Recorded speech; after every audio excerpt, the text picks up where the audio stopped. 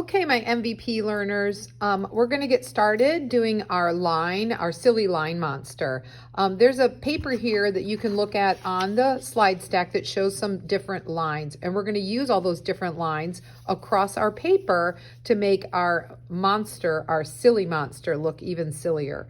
You can follow along the paper and do the lines in the exact same order. You can make up different lines if you would rather, and you can use whatever colors you choose of your markers to create your lines.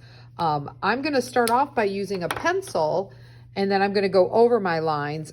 All right, so I'm going to just match what you see right there. There's a straight line. Next, I'm going to make a line that looks like wobbly hills. Look at that curvy line. How about a line that looks like bumpy waves? Bump, bump, bump, bump, bump. Next, I'm going to try the curly line. It's a loopy curly line. That one's fun to make.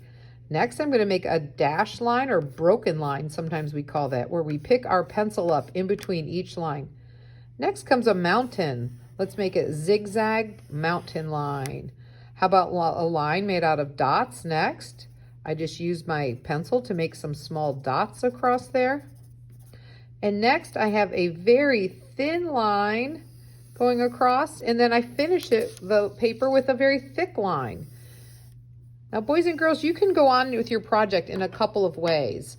If you have markers, you can go over the lines. I would recommend a permanent marker so that it doesn't blend as you color. So I would use like a Sharpie marker, and I would go over those lines that I made, tracing the line, going on top of it with that, if you happen to have a permanent marker.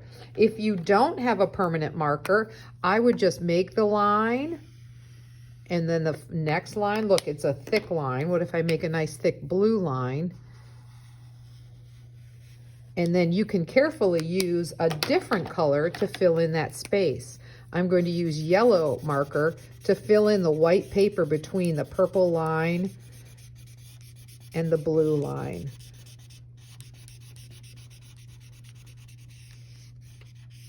There we go. I also have an example using oil pastel and paint. If you happen to have oil pastels, that's what the lines were made with. And if you happen to have paint, that's what filled in the spaces around it. You can stop back in a few minutes to see the finished product.